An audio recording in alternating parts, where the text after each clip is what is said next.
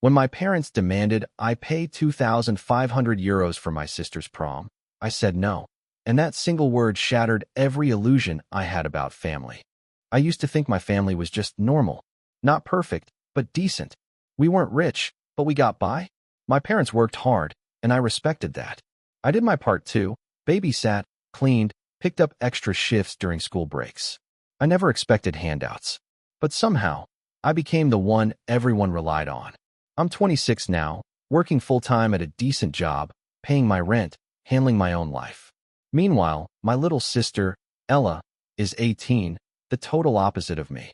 She's the type of girl who lives for Instagram stories and designer labels. And honestly, my parents created that version of her. Ever since we were kids, there's been this unspoken rule in our house. Ella gets, and I give. If she broke something, I replaced it. If she wanted something, I helped pay for it.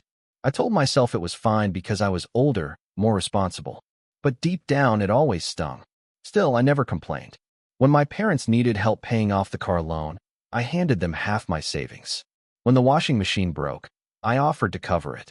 I convinced myself that's what family does. We look out for each other. But looking back now, I realize family in our house really meant you handle it. Every time I worked overtime, they'd tell me how proud they were. Every time I said I was exhausted, they'd remind me that you're young, you can handle it. And I did, because I wanted their approval. I wanted to feel like I mattered. I didn't know it then, but all those small sacrifices were leading up to something bigger, something that would finally make me see exactly how one-sided our family loyalty really was. It started so casually that I didn't even see it coming. A few months before Ella's prom, she began talking about it nonstop, like it was some royal event. Every dinner conversation, every car ride, every text thread somehow circled back to prom. I honestly thought it was cute at first. She was excited, and she deserved to enjoy it. I even teased her a little, saying, "You'll make everyone else jealous, huh?" She grinned and said, "Obviously." That was Ella, full of confidence and drama. But then she started showing me what she wanted, the kind of dress you see in celebrity magazines, a limo that could fit her and her friends, a professional photographer, and even a makeup artist who apparently only takes exclusive bookings. I didn't think much of it until she added everything up.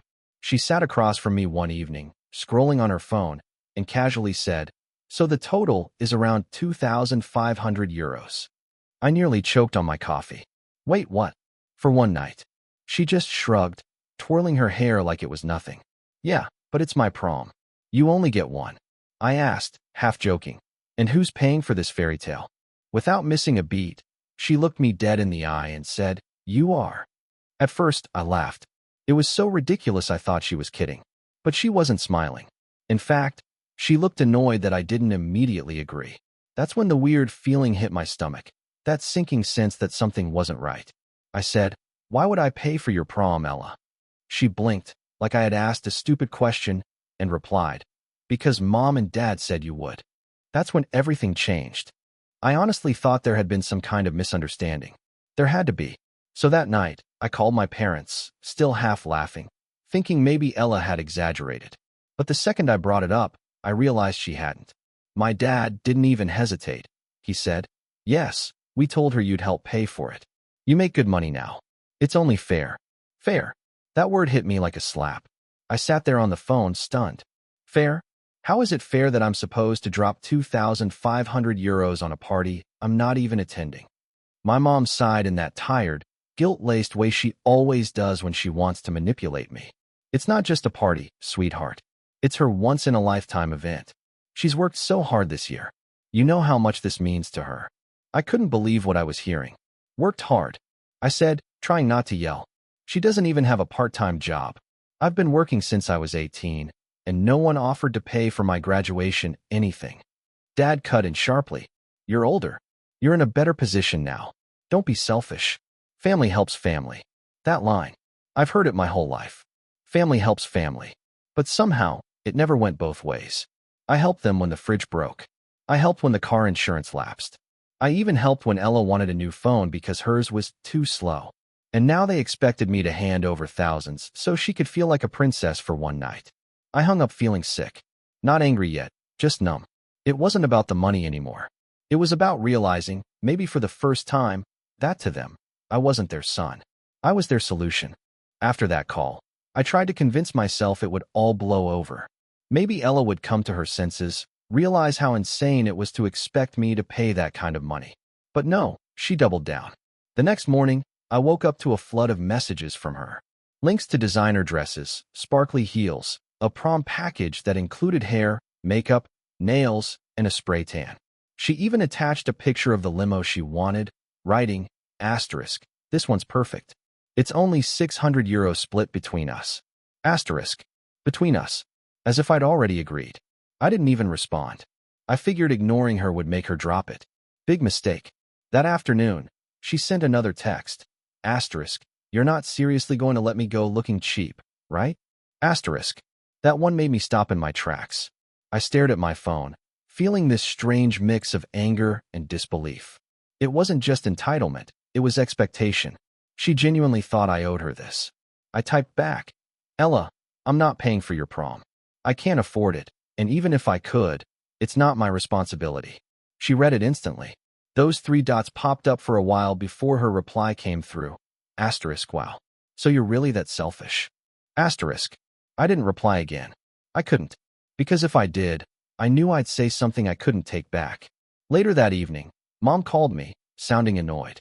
You hurt your sister's feelings. She's been crying all afternoon. Why would you talk to her like that? I wanted to scream. I wanted to ask, why is no one talking about how unfair this is? But instead, I just said quietly, because I'm tired, Mom. I'm tired of always being the one who has to fix everything. A few days later, my parents invited me over for what they called a family discussion. The moment I walked into the kitchen, I could tell what it really was, an ambush. Ella was sitting at the table with her arms crossed, her lips pushed out in that perfect little pout she always used when she wanted something. Mom stood behind her, her expression tight, and Dad sat at the head of the table like he was about to deliver a verdict. Mom started softly, like she was rehearsing a speech. We've been thinking about this whole prom situation, and we just want to make sure everyone's being reasonable. I stayed quiet. I knew what was coming. Then she said it. We think it's best if you just cover the prom expenses. Ella will remember this forever, and it's not fair for her to miss out because of money. I laughed. Not a funny kind of laugh. The bitter kind that slips out when something's so ridiculous it almost feels unreal. Oh, I'll remember it forever too. Every time I check my bank account and see it's empty. Dad's expression hardened. Don't be dramatic. You're single, no kids, living comfortably. You can afford it. She's still young. This is her moment. There it was again. That subtle guilt trip wrapped in reason. I stared at him and said, why does her moment have to come from my paycheck? I worked for what I have. No one helped me. Mom folded her arms. You're older. You're supposed to set an example. I felt something snap inside me then. Not anger, but exhaustion. I've been setting an example my whole life, I said quietly. You just never cared to notice. The silence after that was deafening. When I finally said no, really said it, out loud, without hesitation or apology, the whole room froze. For a second, nobody spoke. Then Ella's face crumpled, and she burst into tears like I'd just destroyed her world. She covered her face and sobbed. You're ruining everything. Everyone else is going to look amazing, and I'll look like a joke because of you. I just stood there, trying to keep my voice calm. Ella, it's a prom, not your wedding. You'll survive. Mom immediately rushed to her, wrapping her arms around her like she was the victim of some horrible injustice. How could you talk to your sister like that? She's been looking forward to this for years. You're being cruel. Cruel. That word cut deep, because I've spent my whole life bending over backward for them. Paying bills, helping out, never asking for anything in return. And now, the first time I draw a line, I'm cruel? Dad shook his head, his voice low but firm. You've changed, you know that? Ever since you got that new job, you've become selfish. That one hurt even more. I wanted to yell, to remind them of every single sacrifice I'd made, but I knew it wouldn't matter. They didn't want to hear the truth. I took a deep breath and said, you're right, I have changed. I've finally realized that saying no doesn't make me selfish. It makes me sane. For a moment, no one moved. Then Ella shouted through her tears, I hate you, and ran upstairs. Mom glared at me like I'd broken her heart. Dad just sighed, shaking his head. I left without another word. My hands were shaking, But for the first time in a long time, I felt free and terrified of what that freedom would cost. The silence that followed that night was brutal. For days, not a single message, not a call, nothing. It was like I'd been erased from the family group chat, from the house, from their minds entirely. When I finally did hear from them, it wasn't words, it was attitude. My mom would send short, clipped replies to any message I sent. Dad stopped calling altogether. And Ella? Well, Ella made sure everyone online knew how heartbroken she was. She posted a long caption under a selfie, tears in her eyes, writing something like, asterisk, some people don't want to see others happy. Even family can be jealous.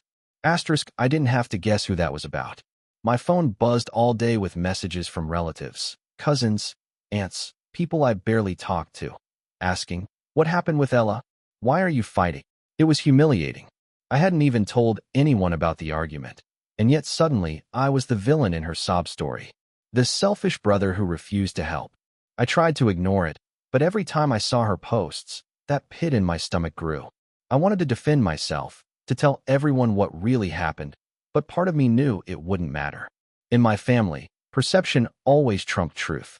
What hurt most wasn't even the public drama. It was the realization that they all seemed perfectly fine without me. No one checked in to ask how I was doing. No one asked if I was okay after being screamed at and guilt. It felt like my absence was more convenient than my presence. And in a strange way, that hurt less than I expected. Maybe because I was starting to accept that I'd always been disposable to them, just useful when they needed something. About a week later, the tension cracked just enough for my mom to call me. Her voice was sweet, too sweet, the kind of tone she used when she wanted something but didn't want to sound like it.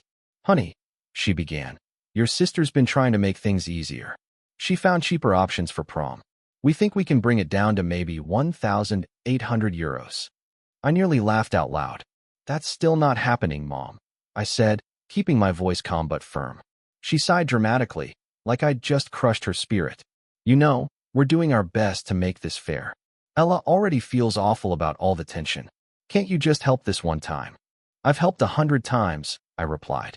Maybe it's time someone helped me. There was a long pause, and then her tone shifted, colder now. Well, if that's how you feel, your father and I might have to figure something out ourselves. We could always dip into the savings account. You'll barely notice. That's when my heart dropped. What savings account? She hesitated for half a second before answering. The one with your name and ours. You know, the one you've been putting money into since you started working. We'll pay it back. I froze. I'd opened that account when I was 19, back when I still trusted them enough to put their names on it for emergency purposes. I never thought they'd actually touch it. My stomach twisted as I realized what they were planning, to use my money for something I'd explicitly refused to fund. I didn't yell. I didn't argue. I just said quietly, don't you dare. She hung up on me. And in that single click, I knew things were about to get ugly. The next morning, I woke up before sunrise with one thought pounding in my head, go to the bank. My stomach was in knots the whole drive there. I kept telling myself maybe Mom had just said that out of frustration. Maybe she wouldn't actually touch the account. But deep down, I knew better. My parents had crossed lines before. This time, though, it was my money, my safety net. I walked into the bank, hands shaking, and asked to review my account. The teller looked at the screen, frowned, and said, yes, there are 3 account holders listed. You, your mother, and your father. I felt sick. I asked her to print the details and sat there staring at the paper. That stupid account had been my lifeline. Years of overtime, missed weekends, canceled vacations, every euro carefully saved. And now, I realized I could lose it all because of a dress and a limo. I didn't wait another second. I closed the joint account, withdrew every cent, and opened a new one in my name only. The teller gave me a sympathetic smile like she could tell there was more to the story, but I didn't explain. I just said, it's time I took control of my own money. When I got back to my car, I sat there for a long time, gripping the steering wheel, trying to calm my breathing. It wasn't about greed. It wasn't even about the 2,500 euros anymore. It was about betrayal, realizing that the people who were supposed to protect me were the ones I needed protection from. That night, I texted my mom one simple message, asterisk, don't worry about Ella's prom. She'll figure it out, just like I had to figure out everything else. Asterisk. Then I turned off my phone. The explosion came faster than I expected. The next day, my phone lit up with messages and missed calls. My mom's first text was a wall of angry words, accusing me of abandoning the family, calling me ungrateful, saying I'd humiliated them by closing the account. Then came my dad's voice message, calm but cold. I'm disappointed in you. You've let money come between us. We raised you better than this. I played it twice, not because I needed to hear it again, but because I couldn't believe he actually said that. Money came between us? No, they did. Their sense of entitlement did. And then came Ella. She didn't call or text. Of course not. She went straight to social media. A sad little post with the caption, asterisk, when the person who's supposed to love you most makes you feel worthless, broken heart. Asterisk, the comments were full of sympathy. You deserve better. She'll still look amazing. Family drama is the worst. Not one person knew the truth. I wanted to defend myself so badly. I typed and deleted replies over and over before finally giving up. What was the point? They'd already decided I was the villain in their story. For a brief second, guilt crept in. Maybe I was being harsh. Maybe I should have just helped her out one last time. But then I remembered all the nights I'd skipped meals to save, all the times I paid their bills instead of buying something for myself. That guilt turned into something else, relief. A strange, freeing kind of relief. For the first time in my life, I hadn't given in. I hadn't apologized. And even though it hurt like hell, deep down, I knew this was the first real step toward taking my life back. Prom night came and went like a storm I could see from far away but refused to walk into. I didn't hear from them all day, not a single message, not even a passive-aggressive, "You should be ashamed." The silence felt heavy, but there was also a strange peace in it. I stayed home, made myself dinner, and tried not to imagine what was happening at their house. Later that night, curiosity got the better of me. I opened Facebook, and there she was, Ella, glowing under the flash of cameras. She looked beautiful, I won't lie. Her dress wasn't the designer one she'd wanted, but it was simple, elegant, and still far more expensive than I'd ever have chosen for myself at that age. Her smile looked forced, though, the kind you wear when you're pretending everything's perfect. The captions were predictable, asterisk, prom night. Not everything went as planned, but still unforgettable, sparkling heart.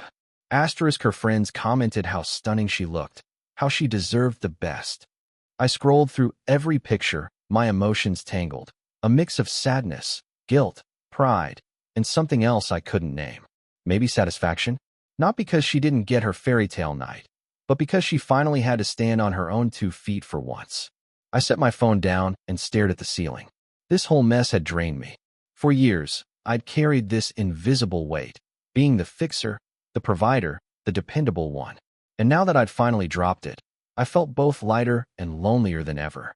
For the first time, I realized how deep the cracks in our family really ran. And as much as it hurt to admit it, I couldn't fix them. Not this time. Not anymore. About a week after the prom, there was a knock at my door. I wasn't expecting anyone, and when I looked through the peephole, my stomach dropped. It was my dad. He stood there holding his jacket in one hand, his expression heavy, like he'd aged 10 years in a week. I opened the door slowly, unsure of what kind of conversation was waiting for me. He didn't even say hello, just walked in and stood in the middle of my living room, looking around like it was the first time he'd ever really seen how I lived. After a long silence, he finally spoke. "You really hurt your sister," he said quietly. "She cried for days. She says she can't even look at you right now." I took a deep breath, forcing myself to stay calm. "I know she's upset," I said, "but you all hurt me long before that. You just never noticed." He looked at me like he didn't understand, or maybe he didn't want to. "We're family," he said, his voice trembling just slightly. "Family doesn't turn its back over money." That word again. Money. Always money. I shook my head. "This was never about money, Dad. It was about respect. You taught me to work hard, to be responsible, to do the right thing. I did all that, and somehow, it still wasn't enough." For a moment, I thought he'd argue, but he just sighed, eyes downcast, and said softly, "You've changed." "I had to," I replied. He nodded, almost like he understood but didn't want to admit it. Then he turned and walked out without saying goodbye. The door clicked shut, and I just stood there, staring at the empty space he'd left behind, realizing silence sometimes speaks louder than any apology ever could. It's been months since that night with my dad, and honestly, things have been quiet. Uncomfortably quiet. We haven't really spoken since. There are no more group texts, no random calls from mom asking how work is going. It's like the distance between us solidified into something permanent. At first, it hurt more than I expected. I kept reaching for my phone, half expecting a message from one of them. Something like, asterisk, let's just move on. Asterisk, but it never came. So, I focused on myself for the first time in years. I started going to therapy, something I'd been too scared to do before. My therapist helped me see things I'd spent years ignoring. She told me, "You've been conditioned to feel guilty for saying no." That sentence hit harder than I thought it would. Because it was true. My whole life had revolved around avoiding conflict, keeping everyone else comfortable, even if it meant destroying my own peace. There were nights when I questioned if I'd done the right thing. When loneliness crept in, it whispered, "You could have just paid for the prom and kept the peace." But then I'd remind myself, peace built on self-sacrifice isn't peace at all. It's submission. I started noticing small changes in myself. I was sleeping better, eating better, laughing even. I took weekend trips, bought myself a new jacket without guilt, and didn't check my bank account in fear afterward.